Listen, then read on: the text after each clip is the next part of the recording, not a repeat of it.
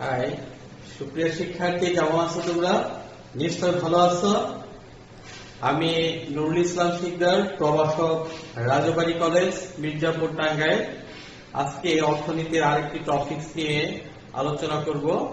আজকে তৃতীয় অধ্যায় ক্রমহ্রাসমান প্রান্তিক উৎপাদন বিধি নিয়ে আলোচনা করব। তোমরা মনোযোগ সহকারে দেখবে। তো শিক্ষার্থী, আর দেরি না করি আমরা স্ক্রিনের দিকে তাকাই প্লিজ।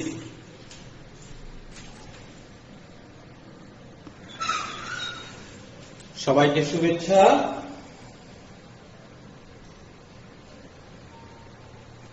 ক্রমহ্রাসমান প্রান্তিক উৎপাদন বিধি, এখান থেকে আমরা কি শিখতে পারবো? এখান থেকে আমরা শিখতে পারবো ক্রমহ্রাসমান প্রান্তিক উৎপাদন বিধি কি তা বলতে পারবো।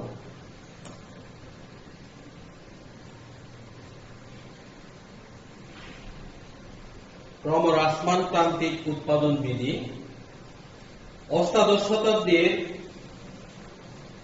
ফরাসি অর্থনীতিবিদ তারগুস সর্বপ্রথম ক্রমহ্রাসমান প্রান্তিক উৎপাদন বিধি সম্পর্কে ধারণা দেন। পরবর্তীতে আরো অনেক অর্থনীতিবিদ এ বিষয়ে আলোচনা করেছেন, তবে সবচাইতে গ্রহণযোগ্য এবং সুসংজ্ঞায়িত একটি বিষয় হচ্ছে ক্রমহ্রাসমান প্রান্তিক উৎপাদন বিধি, আর সেটা ফরাসি অর্থনীতিবিদ তারগুই সর্বপ্রথমে ধারণাটা দেন। তিনি বলেন যে উৎপাদনে ব্যবহৃত অন্যান্য উপকরণ এবং কলাকৌশল অপরিবর্তিত রেখে কোন নির্দিষ্ট উপকরণ নিয়োগ বৃদ্ধি করলে উৎপাদন যদি উপকরণ হার অপেক্ষা কম হারে বৃদ্ধি পায় তাকে ক্রমহ্রাসমান প্রান্তিক উৎপাদন বিধি বলে। সুপ্রিয় শিক্ষার্থী, আমি আবার বলতেছি, উৎপাদনে ব্যবহৃত অন্যান্য উপকরণ এবং কলাকৌশল অপরিবর্তিত রেখে কোন নির্দিষ্ট উপকরণ নিয়োগ বৃদ্ধি করলে উৎপাদন যদি উপকরণ হার অপেক্ষা কম হারে বৃদ্ধি পায় তাকেই ক্রমহ্রাসমান প্রান্তিক উৎপাদন বিধি বলে। অধ্যাপক মার্শাল বলেছেন যে কোন নির্দিষ্ট পরিমাণ জমিতে চাষের জন্য অধিক হারে শ্রম ও মূলধন নিয়োগ করতে থাকলে সাধারণত আনুপাতিক হার অপেক্ষা কম হারে উৎপাদন বৃদ্ধি পায়।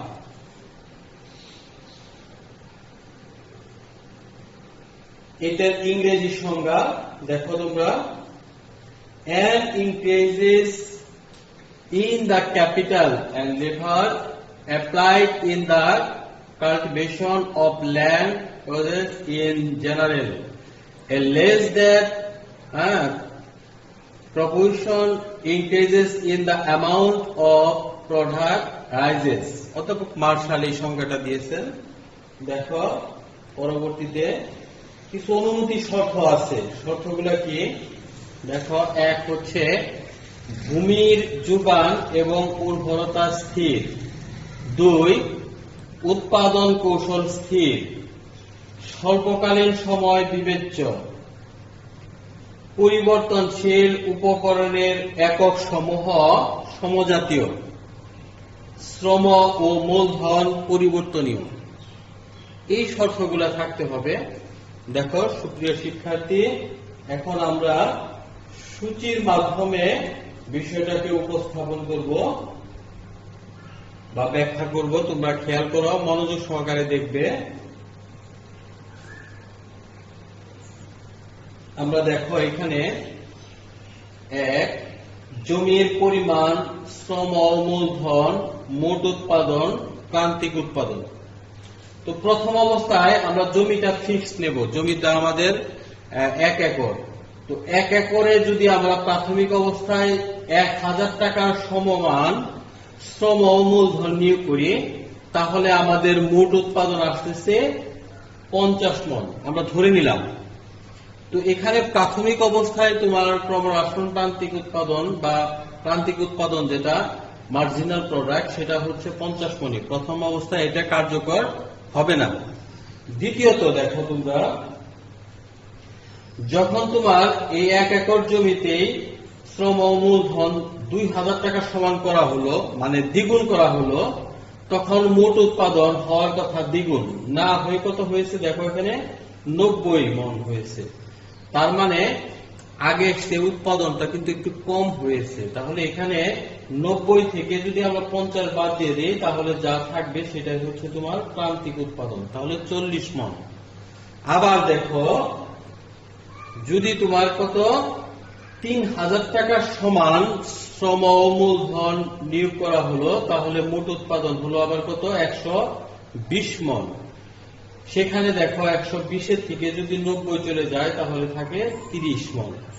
অর্থাৎ এখানে কিন্তু তোমার উৎপাদনের হারটা আস্তে আস্তে কিন্তু এখানে কমে যাচ্ছে। অর্থাৎ এইখানে তোমার শ্রম এবং মূলধন যে হারে আমরা বৃদ্ধি করতেছি, উৎপাদন কিন্তু সেই হারে বৃদ্ধি পাচ্ছে না, যার কারণে প্রান্তিক উৎপাদনটা হচ্ছে ক্রমহ্রাসমান। এটাই আমরা দেখাতে চেয়েছি তোমাদের। এই বিষয়টাকে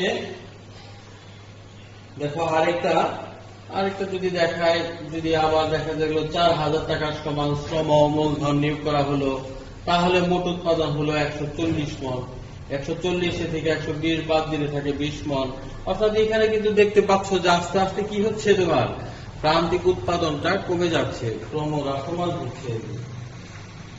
দেখো তাহলে এখানে বিষয়টা এখন তুলে ধরছি যে নির্দিষ্ট পরিমাণ জমিতে নির্দিষ্ট হারে শ্রম ও মূলধন নিয়োগের প্রেক্ষিতে মোট উৎপাদন যথাক্রমে 50, 90, 120, 140 মন তথা ক্রমহ্রাসমান হারে বৃদ্ধি পায় এবং প্রান্তিক উৎপাদনও ক্রমহ্রাসমান হয় 50, 40, 30 এবং 20 মন।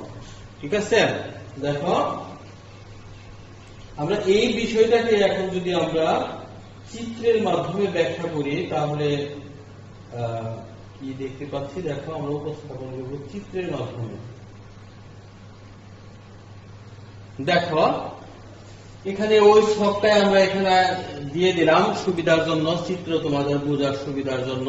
দেখো এখানে চিত্রে এ একটা চিত্র এবং বি একটি চিত্র।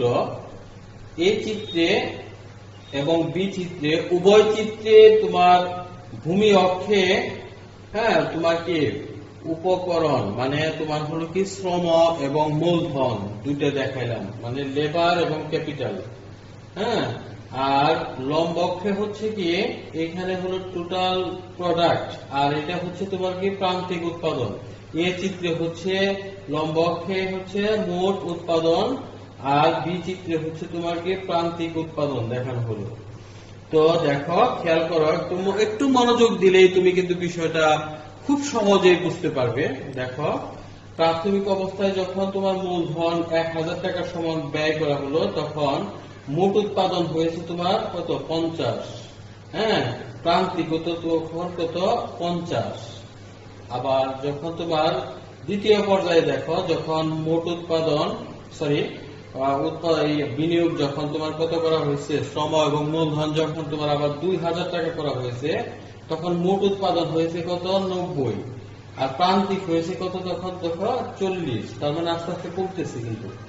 আবার যখন 3000 এবং 4000 টাকা হয়, তখন মোট উৎপাদন হচ্ছে যথাক্রমে কত 120, 140, আর প্রান্তিক হচ্ছে কত তোমার 30 এবং 20। এই যে বিন্দুগুলা A B C, A dot B dot C dot D dot, তার মানে এইটা হচ্ছে তোমার কি টিপি টোটাল প্রোডাক্ট মানে মোট উৎপাদন, আর এই ডিডি হচ্ছে তোমার কি প্রান্তিক উৎপাদন।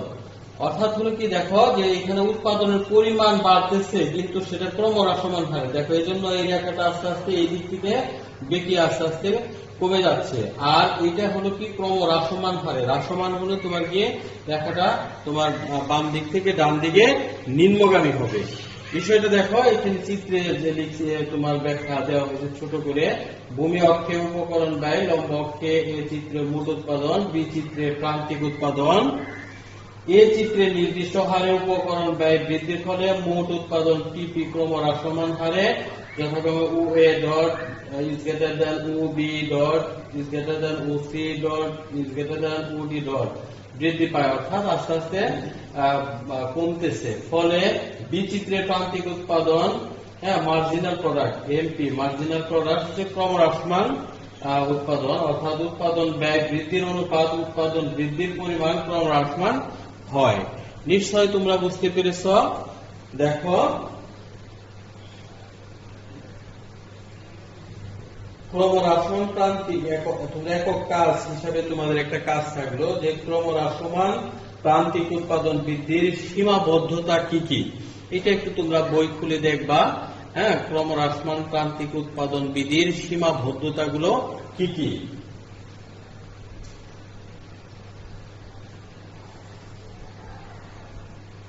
দলগত কাজ করার তো আর এখন সুযোগ নাই। হ্যাঁ, তো বাড়ির একটি কাজ দেখো, ক্রমহ্রাসমান প্রান্তিক উৎপাদন বিধি লিখবা বাসায় আর কি। সকলকে ধন্যবাদ।